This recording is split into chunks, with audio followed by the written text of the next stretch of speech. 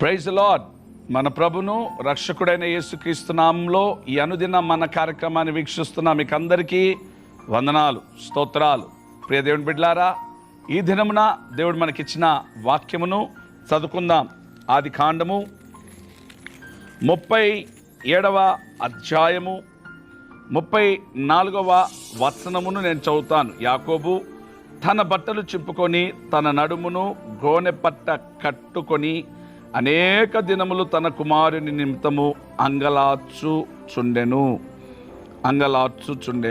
తన కుమారుని నిమిత్తము అంగలార్చుచుండెను. ప్రియమైన దేవుని బిడ్డలారా, చదవబడిన ఈ మాటలో యాకోబు యొక్క అంగలార్పును మనము చూస్తూ ఉన్నాం.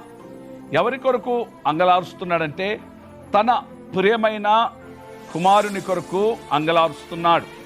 అయితే ఎందుకు అంగలార్చుతున్నాడు? సహోదరులు చెప్తారు, తమ్ముడిని క్రూర మృగము తినేసింది నానా అని చెప్పినప్పుడు ప్రేమ కలిగిన ఆ కుమారుడికి కుట్టించిన వస్త్రమును అన్నలు తీసుకొచ్చి రక్తపు మరకలతో తీసుకొచ్చిన వస్త్రము తండ్రి చూసినప్పుడు హృదయ విచారముతో కన్నీళ్లు విడుస్తూ ఉంటారు. 22 సంవత్సరాలు యాకోబు చాలా దుఃఖం వేదంతో ఉంటే 22 సంవత్సరాల తర్వాత యాకోబుకి యోసేపు బహుమానాలు పంపిస్తాడు. ఎవరు పంపించారు ఈ బహుమానాలంటే సహోదరులు చెప్తారు, ఇంకా తమ్ముడు బ్రతికే ఉన్నాడు అని చెప్తారు.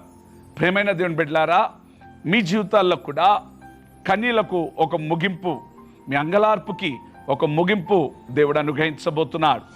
ఏ విషయమై చాలా కాలంగా ఏడుస్తున్నావు? నీ పిల్లల విషయమై ఏడుస్తున్నావా? నీ భర్త విషయమై ఏడుస్తున్నావా?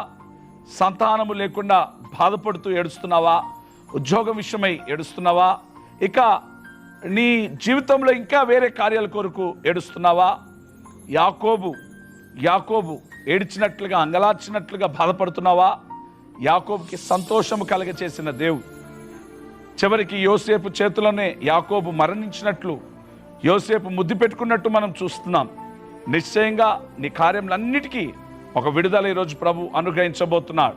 నమ్ము, విశ్వసించు, ధైర్యముతోటుండు. ఈ వాక్యమును ఇదిగో, యాకోబు తన బట్టలు చింపుకొని తన నడుముకు గోనె పట్ట కట్టుకుంటా అనగా చెప్పాను కదా, గోనె పట్ట తగ్గింపు. నువ్వు తగ్గించుకొని ప్రార్థన చేయి. నీ బిడ్డల జీవితంలో దేవుడి కార్యాలు జరిగించబోతున్నారు. ప్రార్థన, ఈ వాగ్దానం నీ బిడ్డల జీవితంలో నెరవేర్చి సహాయం చేయమని యేసు నామములో అడుగుచున్నాం తండ్రి. God bless you. Praise the lord.